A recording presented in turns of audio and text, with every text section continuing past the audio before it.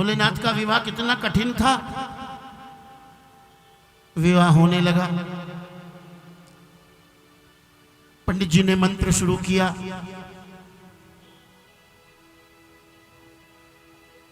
वर नाम ने, वर का नाम क्या है? भोलेनाथ ने धीरे से कहा शंकर। वर नाम ने, शंकर नाम ने पुत्रस्य, पिता का नाम लो। भोलेनाथ ने देखा किससे पूछ रहे हैं, दोबारा बोला वर नाम ने, शंकर नाम ने पुत्रस्य। हाँ जी, पिता का नाम लीजिए।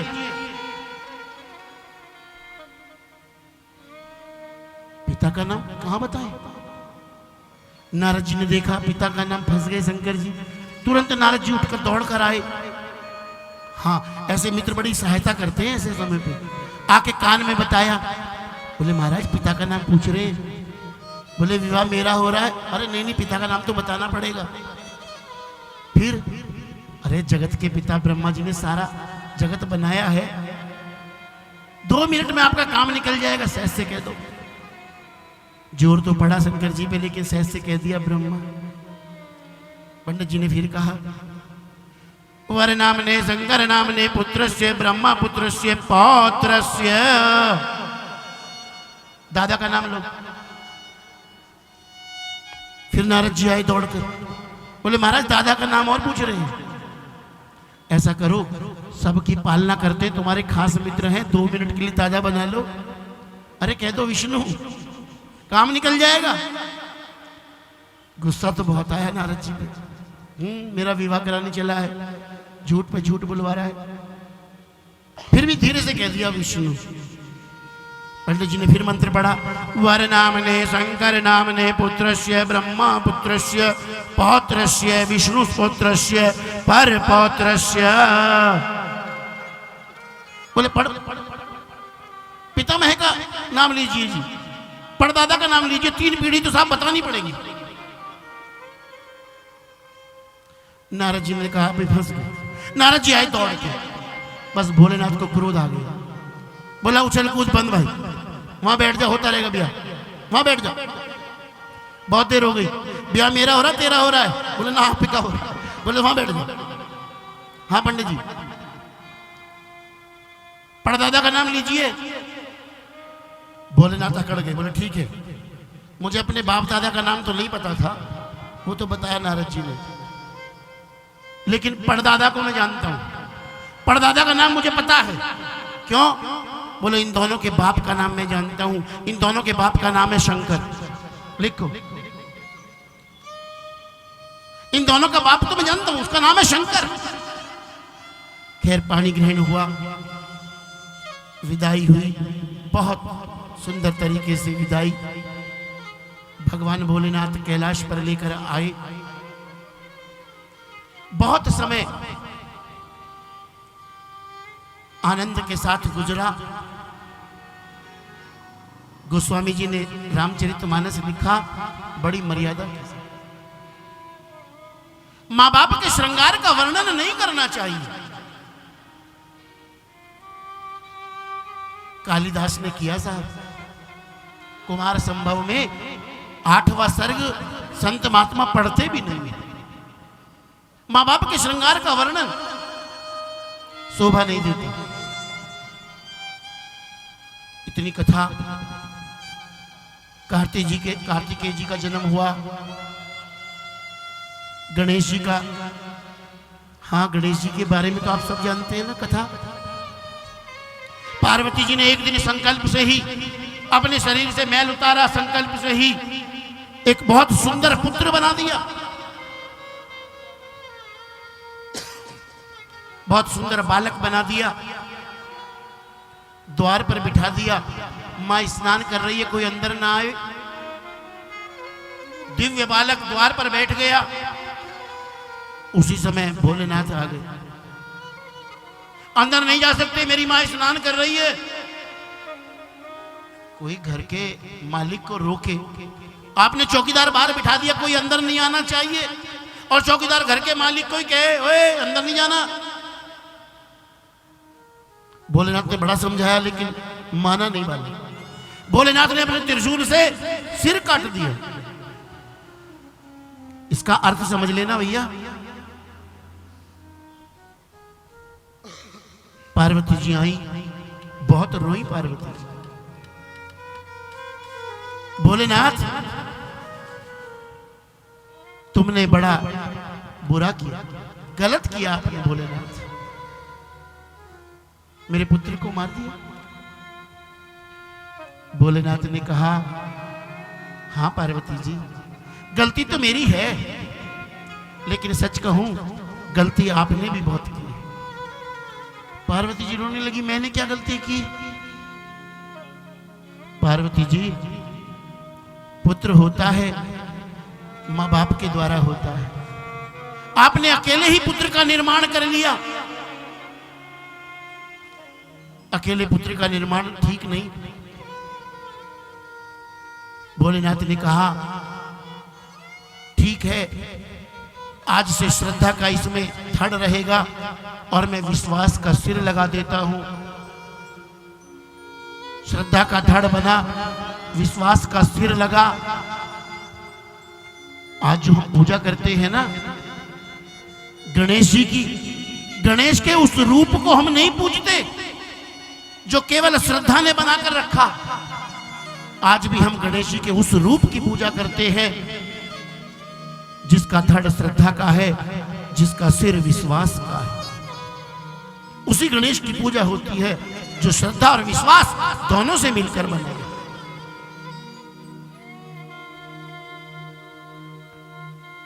राम कथा से पहले देखो, पूछी तो थी राम कथा, और यज्ञवल्क्य महाराज जी ने सुना दी शिव पार्वती के विवाह की कथा। क्यों? प्रथम कहा मैं शिव चरित, बूझा मरम तुम्हार, तुम सुचि सेवक राम के, रहित समस्त विकार। मैंने तुम्हें इसलिए पहले शिव कथा सुनाई। शिव कथा भी श्रद्धा और विश्वास का मिलन कराया। इसके मिलन के बिना भगवान राम की कथा सुनने के अधिकारी नहीं हो सकते। पहले अपने मन में श्रद्धा और विश्वास का बंधन हो जाए, परिणय हो जाए। देखो, चतुराई की बेटी है सती, चतुराई से तर्क,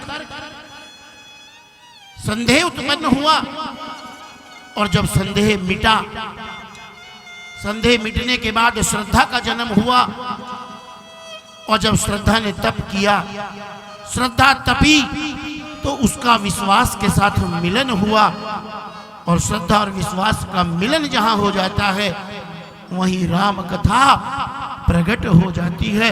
वहां से राम कथा शुरू होती है।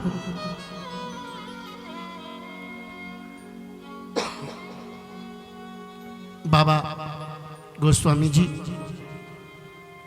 वर्णन करते हैं, एक दिन भोलेनाथ अपने आसन पर बैठे हैं, शांत चित्त है, बड़ी सुंदर झांकी। कैसे लग रहे हैं भोलेनाथ? बैठे सोहे काम रिपु कैसे, बैठे सोह काम रिपु कैसे, धरे शरीर शांत रस जैसे, धरे शरीर शांत रस जैसे, पार्वती भल अवसर जानी, पार्वती भल अवसर जानी, गई स्वयंभु कही मात भवानी, गई संग वही मात भवानी। भोलेनाथ बैठे हुए हैं, शांत चित्त है, पार्वती भल अवसर जानी। अच्छा अवसर है जीवन में, केवल अवसर की पहचान करना सीख जाओ। जीवन में रोज अवसर आते हैं, एक नहीं हजारों अवसर आते हैं। जिसने पहचान लिया अवसर, जो अवसर अनुकूल हो गया, वही श्रेष्ठता की ओर बढ़ गया। अवसर के विपरीत आपने काम किया, आप नीचे गिरे। जीवन का केवल एक द्वंद्व है, इसीलिए जीवन में अवसर को पहचानने में गलती मत करना।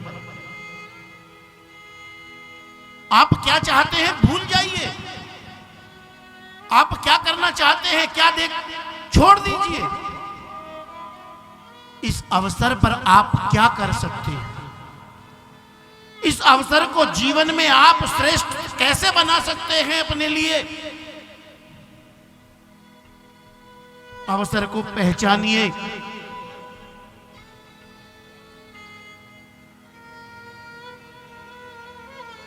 अवसर का अर्थ है सदैव आपके जीवन में उपस्थित रहता है साहब। आप सोचे आएगा नहीं, अवसर सदैव आपके जीवन में है, बस उसको पहचान लीजिए। जैसा अवसर हो उसके अनुकूल अपने आप को ढाल लीजिए। राम कथा कहती है साहब, पार्वती भला अवसर जाने। जिसने अवसर के अनुकूल अपने आप को ढाल लिया, आज पार्वती जी ने देखा शांत चित्त है, बहुत सुंदर अवसर समझकर, सुंदर किसके लिए है यह भी जानना है। भगवान का ध्यान कर रहे हैं। ऐसे समय में अगर भगवान के प्रति मेरी कोई जिज्ञासा है, इनका ध्यान भगवान में लगा हुआ है, आज अपने मन से सारी बात प्रकट कर देंगे। अवसर समझ लिया पार्वती जी ने, इसलिए तुरंत भोलेनाथ के पास गई। जहानी प्रिया हदरवती कीना, वाम भाग शिव आसन दी। भोलेनाथ ने तुरंत आसन दे दिया। पार्वती जी अवसर पहचान चुकी, हाथ जोड़कर प्रार्थना करने लगी। जो मुँह पर प्रसन्न सुख राशि, जो मुँह पर प्रसन्न सुख राशि, जानिए सत्य मोहि निज दासी। जानिए सत्य मोहि निज दासी। तो प्रभु हरहु मोर आज्ञाना, तो प्रभु हरहु मोर आज्ञाना। कहि रघुनाथ कथा विधि नाना, कहि रघुनाथ कथा विधि नाना। भोलेनाथ, अगर आप मुझ पर प्रसन्न हैं, आप मुझे इन चरणों की दासी समझते हैं, एक कृपा कीजिए, मुझे राम कथा सुनाइए। विधि नाना, हर प्रकार से मैं राम कथा सुनना चाहती हूं। और हां, आप ये मत समझना मेरे मन में कोई संदेह है, तब कर अस विमोह अब नाही। राम कथा रुचि मन माही, मेरे मन में रुचि उत्पन्न हुई है, मैं राम कथा सुनना चाहती हूं, मेरे मन में कोई विमोह नहीं है। इसीलिए अगर आप प्रसन्न हैं, आप मुझे राम कथा कहें। और अपने आप प्रश्न करती हैं, जब व्यक्ति उसके मन में रुचि होती है ना, जिज्ञासु होता है, अपने आप शब्द देता है। किसी चीज को आप, किसी चीज के प्रति आप व्याकुल हैं, जानना चाहते हैं,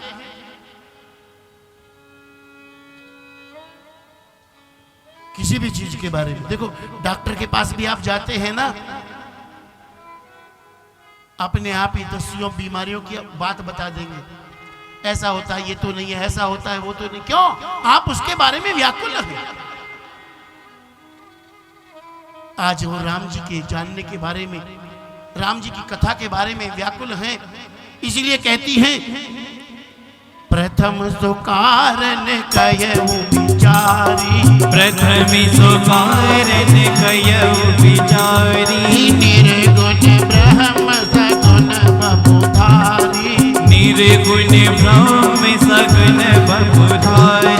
मुनि प्रभु कहु राम अवतारा। मुनि प्रभु कयऊ राम अवतारा। बाल चरित पुनि कहु तारा। बाल चरित पुनि कयऊ तारा। कहु कथा जानकी विवाही। कयऊ कथा जानकी विवाही। राज तजा तो दूषण काही। राजित जासो दूषण काही। प्रश्न भी अपने पास से दे रही है सारे। देखो मुझे बताओ, निर्गुण सगुण क्या अंतर है? निर्गुण को सगुण क्यों होना पड़ा? अवतार का क्या कारण है ये मुझे बताओ। मुझे उनका बाल चरित्र सुनाओ, किस प्रकार उनका विवाह हुआ, उन्होंने किस लिए अयोध्या का त्याग कर दिया, वन में चले गए। उनके वन के चरित्र मुझे सुनाओ, किस प्रकार उन्होंने रावण को मारा, किस प्रकार उन्होंने अयोध्या को सुख पहुंचाया, राजकाज किया। भोलेनाथ एक बात और कहूं, जो प्रभु मैं पूछा नहीं होई। जो प्रभु मैं पूछा नहीं होई। सो दयाल राखहु जनि कोई। सो दयाल राखहु जनि कोई। और कोई बात मैं पूछने से रह गई, आप कृपा करके उस रहस्य को भी बताना जो मैं पूछ नहीं, रहस्य में जानती नहीं, मैं पूछ नहीं सकती, इसीलिए कोई भी रहस्य आप छुपाना मत। आप मुझे रघुनाथ जी की कथा सुनाओ। भोलेनाथ तो गदगद हो गए। रचि महेश निज मानस राखा, अपने मन में लिख कर रखी हुई है रामचरितमानस। आज श्रोता मिल गया, और श्रोता भी कोई साधारण श्रोता नहीं साहब। राम कथा कर रुचि मन माही। मेरी रुचि है राम कथा सुनने की। अगर रुचिवान श्रोता मिल जाए, ऐसा श्रोता मिल जाए, तो साहब वक्ता तो गदगद हो जाता। भोलेनाथ भी गदगद हो गए।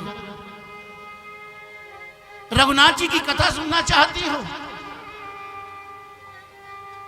धन्य धन्य गिरिराज, तुम धन्य हो। सकल लोक जग पावन गंगा, ऐसी गंगा को धरती पर उतारना चाहती हो। देखो गंगा का तुलना, गंगा की उपमा कथा से बहुत जगह होती है, लेकिन देखो गंगा की तुलना में राम कथा कितनी श्रेष्ठ है। गंगा पवित्र करती है, गंगा पाप को धोती है। हम जाते हैं, स्नान करते हैं, हमारे पाप छूट जाते हैं, लेकिन अगले ही क्षण हमारा मन फिर पाप करने लगता है।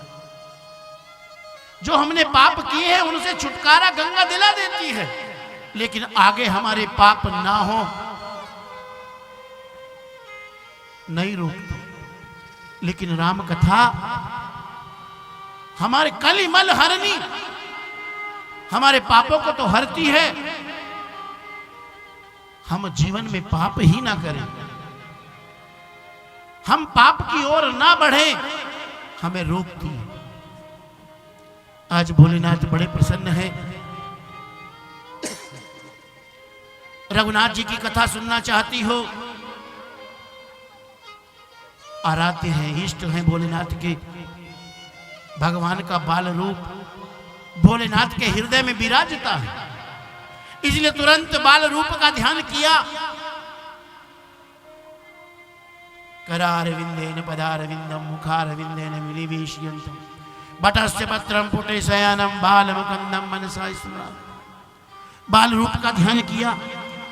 बंधऊ बाल रूप सोई रामो, बंधऊ बाल रूप सोई रामो, सब सिद्धि सुलभ जपत जिस नामो, सब सिद्धि सुलभ जपत जिस नामो, मंगल भवन मंगल हारी, मंगल भवन मंगल हारी, मंगल भवन मंगल हारी, मंगल भवन मंगल हारी, प्रभु तो दशरथ वज्र बिहारी, प्रभु सो दशरथ अजर बिहारी।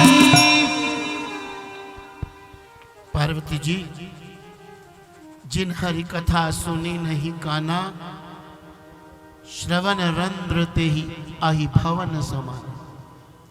जिनके कानों ने भगवान की कथा नहीं सुनी,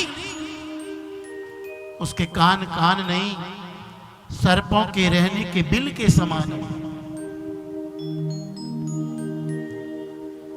नैनन संत दरस नहीं देखा, क्या लाभ लिया जीवन में, तुझे आंखें मिली और तैने संतों का दर्शन भी नहीं किया इन आंखों से। मोर के पंख पर आंख लगी हुई होती है, ये आंख भी वैसे ही हो गई तेरी आंख, अगर तैने संतों के दर्शन नहीं किए हैं। जिन हरि भक्ति हृदय नहीं आनी, जीवित सब समान ते ही प्राणी।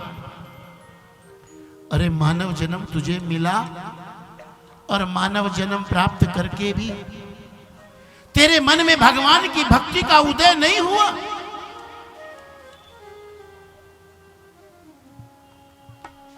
जब तक जीवन पूर्ण नहीं होता साहब, जब तक भक्ति नहीं मिलेगी। भगवान का मिलना भी कोई बड़ी बात नहीं। भगवान के मिलने से कुछ नहीं होता साहब। तू भगवान को ढूंढता फिरता है, मैं कहता हूं भगवान के मिलने से तुझे कुछ नहीं मिलने वाला। भगवान तो घट घट में बैठा है।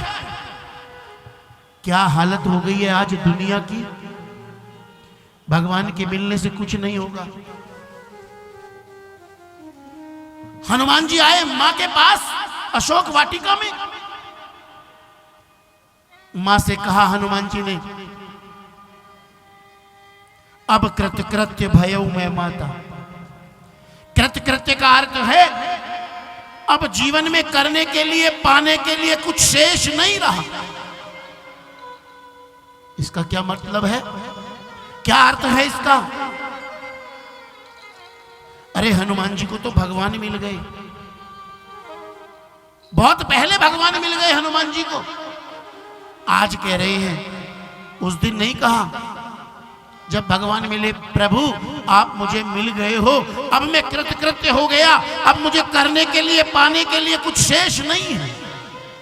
इसका मतलब है भगवान को प्राप्त करने के बाद भी कुछ करने के लिए है, कुछ पाने के लिए है। जानकी जी मिली, हनुमान जी ने कहा अब कृतकृत्य भयऊ मैं। भगवान के मिलने से कुछ नहीं होगा भैया। उदाहरण के लिए कहूं, कोई बहुत प्रेम करता है आपसे, बहुत प्रेमी है आपका, ऐसा प्रेमी आपको मिल जाए, उसका प्रेम अगर ना मिले तो वो प्रेमी किस काम का? भगवान अगर आपको मिल जाए, आपके हृदय में भक्ति ना हो, भगवान किसी काम का नहीं समझ। इसका अर्थ है भक्ति होनी चाहिए, मन में भक्ति मिले तभी तो भगवान के मिलने पर कुछ हो सकता है। भोलेनाथ समझा रहे हैं, जो नहीं करही राम गुण ग्रामा, जो राम का गुण नहीं गाती, जी ही सो दादुर जी ही सो। इतनी सुंदर वाणी तुझे मिली, इतनी सुंदर वाणी देने वाले का गुणगान भी तूने नहीं गाया। सारा जीवन स्वाद लेता रहा, बोलने का काम भी लिया तो लोगों की निंदा करता रहा। इस जिव्या से भैया जीवन में कभी निंदा मत कर, कभी निंदा नहीं करनी चाहिए। और सच कहूं, हमें निंदा करने में बड़ा आनंद आता है। सुंदरकांड में गोस्वामी जी ने बहुत सुंदर बात लिखी। जब लंका का वर्णन करने लगे, ध्यान से पढ़ना, तीसरी चौपाई के बाद जो छंद है, गोस्वामी जी ने लिखा, एहि लागी तुलसीदास इनकी कथा कछुए जो है कही। गोस्वामी जी कहते हैं लंका का वर्णन अधिक नहीं करना चाहिए, इसने ये गलती करी, वो गलती करी। आई बैठने बात करने के लिए, राम चर्चा के लिए, बस अपनी बहू की निंदा शुरू। सुन रहे बड़े ध्यान से, निंदा करके चली। अब कहां जा रही है? क्यों? मैंने भी तो करनी है। तेने अपनी बहू की बता दी, मैं किसे बताऊंगी? निंदा फिर शुरू। इस जिव्या को कभी निंदा में मत लगाना भैया, मेंढक की तरह इसका प्रयोग मत करना। मनुष्य का जन्म मिला है, इस जिव्या का प्रयोग मनुष्य की तरह करें। आज भोलेनाथ बड़े प्रसन्न है। राम कथा सुंदर करतारी, राम कथा सुंदर करतारी, संशय विहग उड़ावन हारी, संशय विहग उड़ावन हारी। करतार भगवान का नाम है। भगवान की कथा करतारी। करतारी का अर्थ दूसरा, हाथ की ताली। जैसे चतुर किसान पक्षी उड़ाता है, अपनी फसल को